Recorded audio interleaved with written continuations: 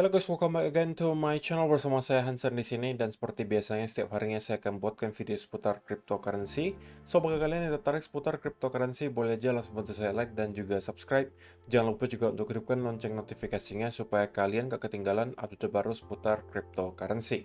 Oke, pada hari ini guys kembali kita akan bahas seputaran Bitcoin dan seperti biasa kita bakal mulai dari CoinMarketCap terlebih dahulu. Per hari ini secara global market cap crypto berada di angka 856 billion dolar atau naik sekitar 1,13%.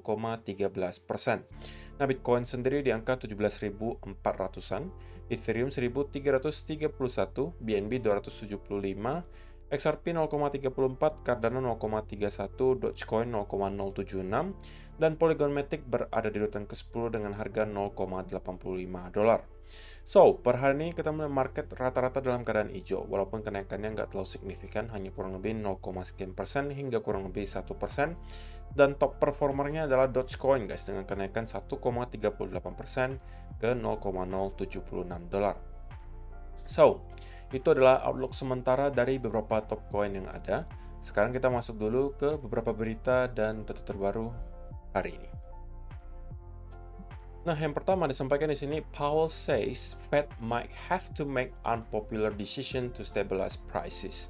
Jadi, kalau kalian tidak tahu, tadi dini hari kakek Powell itu sempat melakukan speech lagi, dan kesimpulannya menurut saya sebenarnya tidak banyak hal yang terlalu signifikan yang disampaikan oleh kakek Powell. Pada intinya dia hanya menyampaikan bahwa ketika mereka mempunyai sebuah tugas gitu ya untuk menstabilkan lagi harga atau menurunkan inflasi, ya kemungkinan mereka akan membuat decision atau keputusan yang bisa jadi tidak populer secara politik.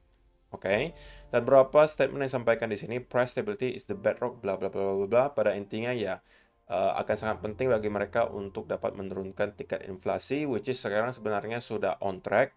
Kita melihat dari beberapa bulan yang lalu, data CPI itu terus-menerus mengalami penurunan, dan jangan sampai lupa bahwa besok kita juga akan kembali melihat data CPI guys, atau data tingkat inflasi dari Amerika Serikat, yang tentunya akan sangat dilirik oleh para investor dan juga trader, yang bisa jadi akan kembali menciptakan semacam volatility di market. The speech did not contain any direct clues about where policy is headed for a Fed that raised interest rate 7 times in 2022 for a total of 4.25 percentage point, and he has indicated that more increases likely are on the way this year. Jadi, speech yang kakek Powell sampaikan tadi dini hari itu tidak ada yang menyentuh langsung soal kebijakan moneter apa yang mereka akan lakukan untuk mungkin awal tahun ini, itu tidak disampaikan sama sekali gitu ya. Mereka hanya membahas ya yang pada in general aja lah gitu ya, in general aja bahwa mereka masih mengemban tugas yang sangat berat untuk dapat menstabilkan harga kembali, dan bisa jadi mereka harus mengambil keputusan yang kadang-kadang memang tidak pro untuk para politisi di sana gitu. Jadi itu adalah sedikit banyak yang disampaikan oleh kakek Powell ya. Ini hanya sebagai pengetahuan baru saja untuk kalian gitu ya. Dan ya, pada intinya tidak banyak yang terlalu signifikan yang disampaikan oleh kakek Powell tadi dini hari. Itu yang pertama guys.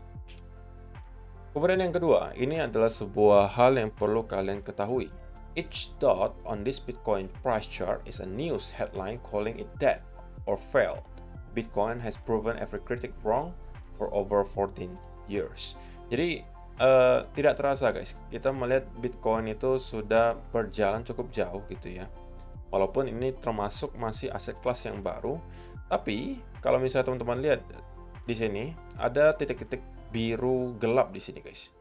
Ketika kalian melihat ada sebuah titik biru gelap ini, itu adalah pada saat ada media massa yang membuat headline seputaran yang pada intinya gitu ya, intinya menyebutkan bahwa antara Bitcoin itu adalah scam, Ponzi, dead atau gagal. Semuanya sudah diutarakan ke Bitcoin. Oke.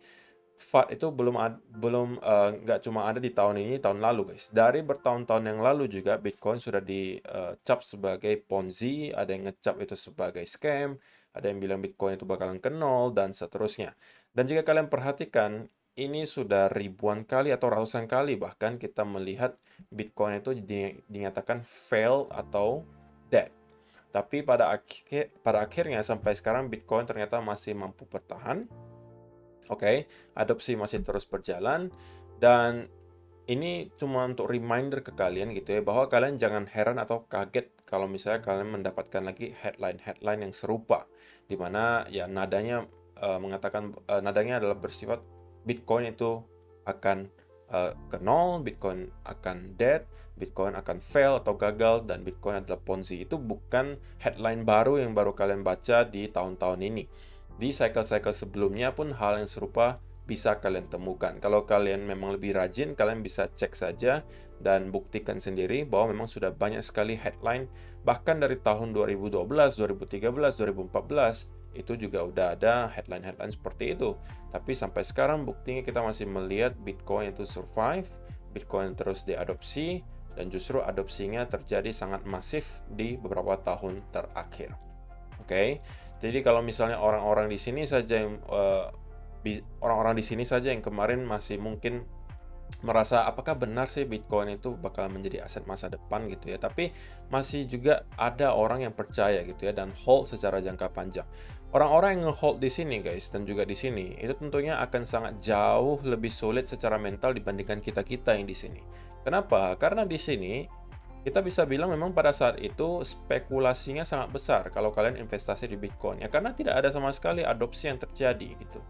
Kita nggak bisa buktikan.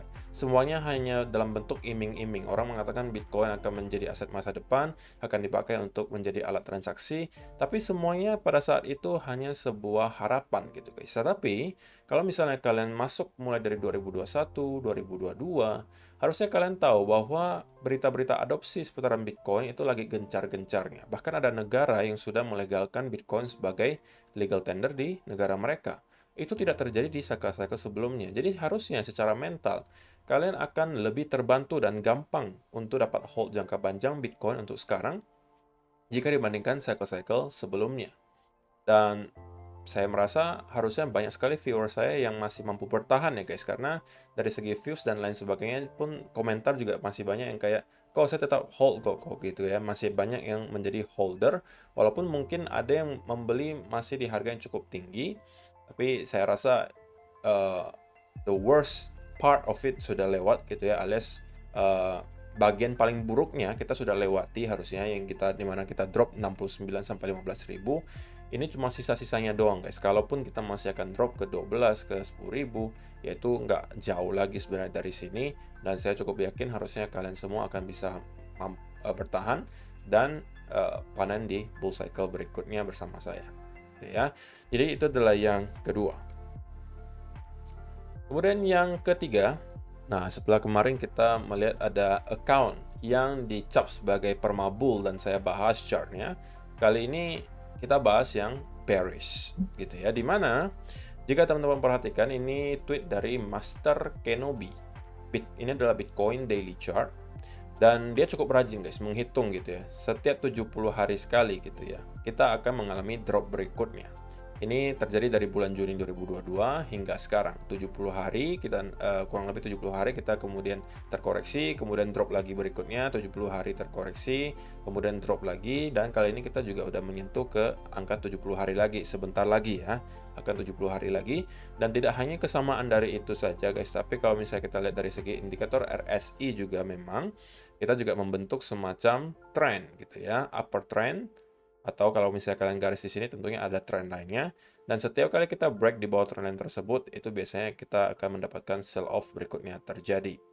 Nah, apakah kali ini kita juga akan melakukan hal yang sama, ataukah this time is finally different? Ya, who knows guys, kita baru bisa tahu jawabannya mungkin dalam beberapa bulan ke depan. Atau bahkan kalau misalnya teman-teman pengen tahu apakah ini benar-benar sudah bottom atau tidak, itu pun baru bisa kita tahu jawabannya ketika kita sudah berada di all time high yang baru. Oke, sebelum kita kembali menyentuh all time high yang baru, ya kita tidak akan pernah tahu bahwa bottom bear market kali ini itu sebelah mana gitu. Walaupun mungkin kita bisa menyentuh ke area 30.000, 32.000, atau bahkan 40.000, tapi itu tidak menjadi jaminan bahwa kita sudah berada di bottom bear market, karena bisa aja kita akan kembali reverse dan mungkin drop lagi menuju ke 12.10.000. Walaupun senarionya sangat unlikely, tapi presentasenya selalu ada. Jadi sebelum kita menyentuh ke all time high baru lagi, ya kita nggak bisa ngecap bahwa oh kita sudah di bottom bear market. Walaupun tentunya kita bisa mendapatkan beberapa indikasi gitu ya, bahwa bisa jadi bottom bear market sudah kita temukan dan kita akan langsung menuju lagi ke all time high yang baru. Tapi untuk sementara saya merasa itu masih terlalu jauh untuk dibahas gitu ya. Kita juga masih berada di area yang sebenarnya sangat amat rendah gitu ya, masih sangat jauh dari all time high. Jadi yang kita bicarakan mungkin jangan all time high lagi, all time high dulu, tapi mungkin sekedar relief rally dulu menuju ke sekitaran area yang lebih tinggi 20 atau 30 ribu. Itu lebih make sense menurut saya gitu ya. Jadi itu adalah beberapa data yang pengen saya sampaikan untuk kalian hari ini. Nah, sebelum kita masuk ke chart guys, untuk kalian yang masih mencari platform trading, saya rasa MiTrade bisa menjadi salah satu yang kalian consider. Nah, kenapa MiTrade? Karena di sini kalian bisa trading di semua aset kelas, mulai dari forex, indeks, komoditas, saham, metal, semuanya bisa kalian lakukan di sini. Terlebih lagi untuk teman-teman yang memang pakai iPhone, iOS gitu ya, MetaTrader 4 dan 5 kayaknya sudah di-ban atau dihapus gitu ya. Jadi kalau misalnya kalian trade-nya di MiTrade, mereka punya platformnya sendiri yang bisa kalian download juga di App Store. Jadi tidak terpengaruh ya, kalian tidak perlu pakai MetaTrader 4 ataupun 5, dan di sini bisa menjadi solusi untuk kalian yang masih pengen untuk trading. Dan saya juga berencana untuk akan membuat event gitu ya, khusus untuk nanti para pengguna baru MiTrade yang mendaftar menggunakan link di kolom description box di bawah, kemudian deposit minimal $50 dan aktif trading.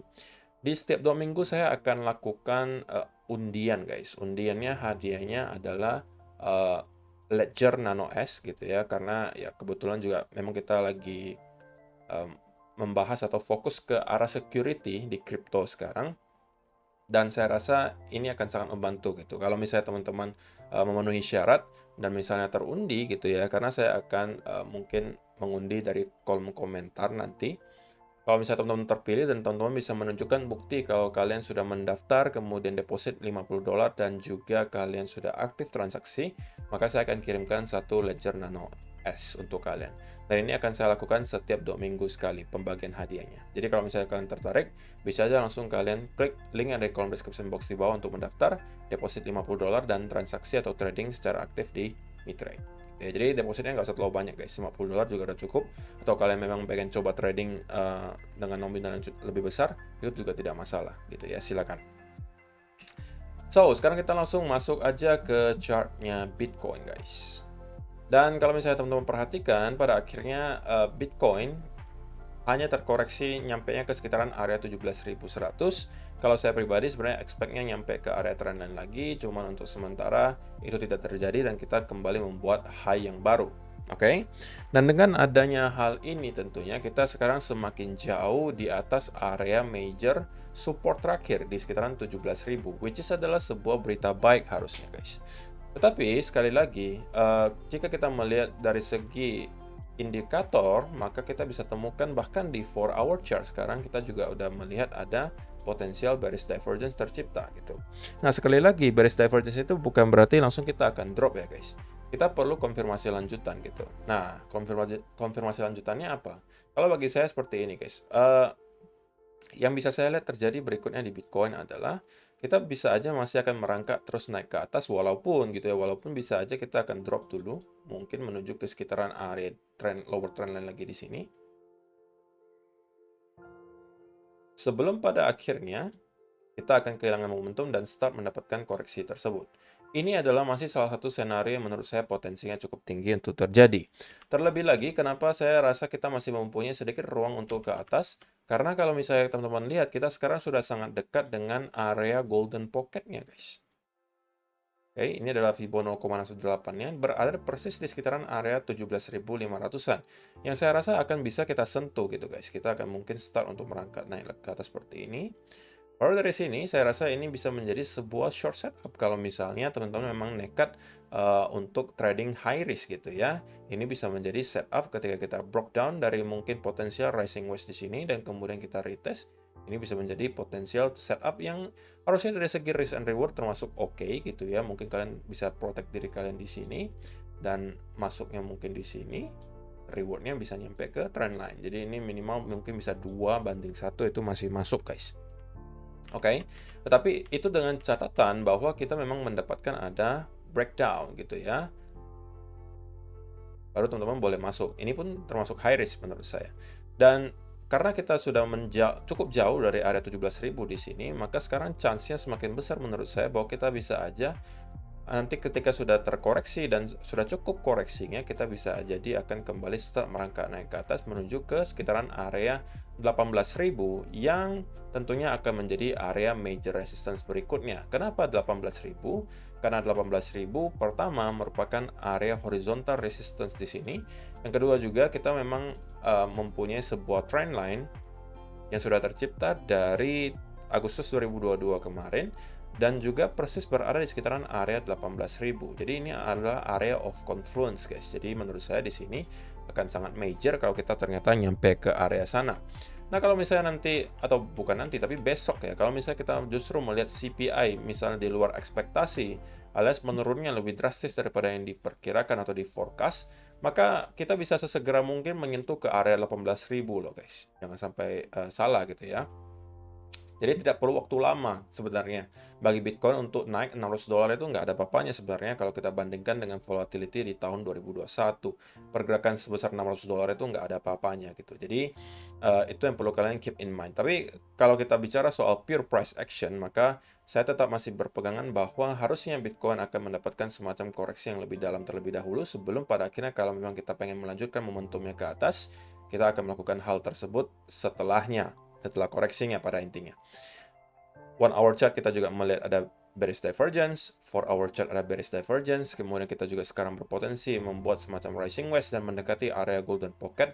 Saya rasa beberapa alasan tersebut cukup bagi saya untuk menyatakan bahwa harusnya di sekitaran area di sini kita akan start melihat kembali ada koreksi yang terjadi, dan kalau kita sampai mampu jebol di bawah trendan ini, maka ini bisa menjadi pertanda bahwa koreksi tersebut akan mulai. Oke, tapi invalidasinya tentunya ada, guys. Kalau misalnya kita ternyata tidak mampu jebol ke bawah area trendan ini dan terus mengalami kenaikan, dan malah misalnya breakout di atas trendan di sini, maka tentunya senario tersebut terinvalidasi, dan ini bisa jadi pertanda bahwa Bitcoin akan kemungkinan langsung menuju ke sekitaran area 18.000 yang tentunya akan sangat krusial gitu, guys. Kenapa? Karena itu akan menjadi penentuan untuk pergerakan midterm menurut saya. Karena kalau misalnya kita sampai mampu jebol di atas 18.500, ini udah sering saya sampaikan, dan kemudian konsolidasi di atas area tersebut, bagi saya ini adalah sebuah pertanda yang sangat besar bahwa Bitcoin kemungkinan akan menuju ke area yang lebih tinggi, mungkin minimal ke sekitaran area 21.000, atau kalau ini mampu kita jebol, kita sudah akan melihat ke sekitaran area 25, 28 sampai 30.000 dolar. Nah, pertanyaannya apakah relief rally-nya akan kita mulai sekarang? Ya, kita bakalan tahu jawabannya mungkin dalam beberapa hari ke depan. Oke, so terima kasih yang sudah menonton sampai selesai, guys. Saya rasa hanya itu yang bisa saya sampaikan di video hari ini. Dan ya, kita bakalan ketemu lagi di video yang berikutnya. Bye-bye.